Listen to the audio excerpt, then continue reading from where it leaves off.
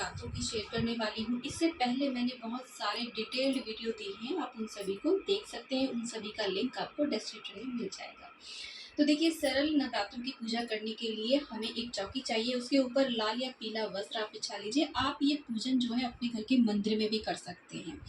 तो देखिए, नवरात्रों में कलश की स्थापना मुख्य मानी जाती है, और अगर आप कलश की स्थापना नहीं कर रहे हैं तो कम से कम एक जल का पात्र अवश्य रूप से भर करके मंदिर में आप रखिए। तो अष्टदल कमल बना लीजिए, अष्टदल कमल नहीं बना सकते तो थोड़े से अक्षत अवश्य डाल लीजिए।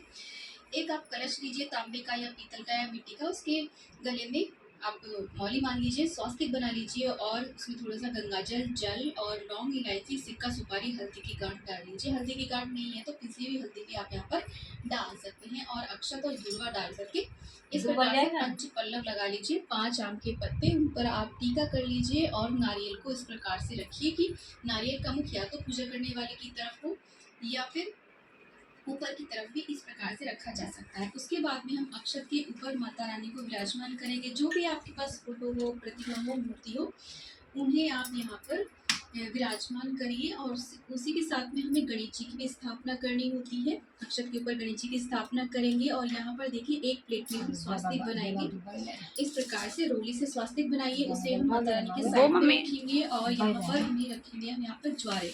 ये ज्वारे मैंने किस प्रकार से रोपे हैं, इसका वीडियो चैनल पे आ चुका है, आप इस वीडियो को देख करके ज्वारे लगा देंगे। अगर आप ज्वारे नहीं बो सकते हैं तो बिना ज्वारे बोए भी आप अपना पूजन संपूर्ण कर सकते हैं। और उसके बाद करके सामग्री के ऊपर अपने ऊपर हमने शुद्धिकरण कर लिया है, सभी पर जल का छींटा दिया है, और उसके बाद में हमने एक धूप दीप की यहाँ पर स्थापना कर दी है। और यहाँ पे दोस्तों सर्वप्रथम हम अग्निदेव का आवाहन करेंगे।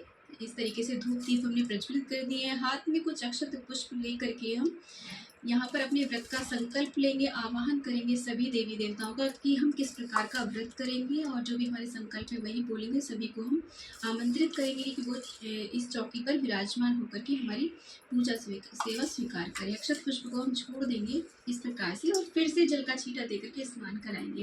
देखिए, यदि आपकी मूर्ति है तो आप साक्षात पंचामृत से भी स्नान करा सकते हैं।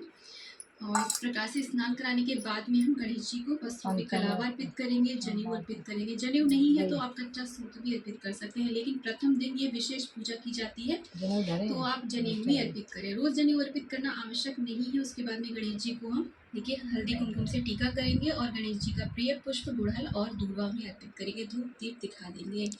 ठीक इसी प्रकार हम कलश देव का पूजन करेंगे।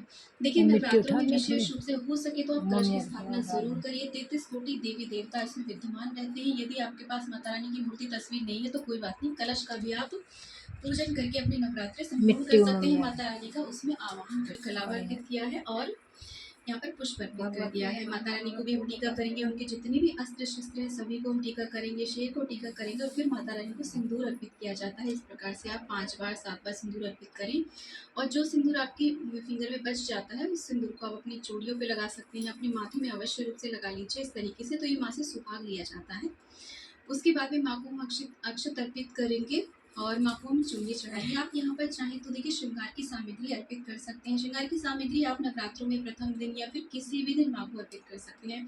अष्टमी नवमी के दिन भी आप अर्पित कर सकते हैं, सप्तमी के दिन भी अर्पित कर सकते हैं। चुन्नी हमने माँ को उड़ा दी है। उसके बाद में हम माँ को धूप दीप दिखा देंगे, और ये जो हमने ज्वारे खेतरी बोई है इनका भी हम पूजन करेंगे, और यहाँ पर दीपक का भी हम पूजन कर देंगे इस प्रकार से। तो बहुत ही सिंपल साधारण सी ये विधि है। माँ का जो प्रिय पुष्प है वो होता है गुड़हल का, यानी कि लाल पुष्प जो भी हो माँ के प्रिय होते हैं। इसके अलावा जो भी पुष्प आपको मिल जाते हैं उन्हें आप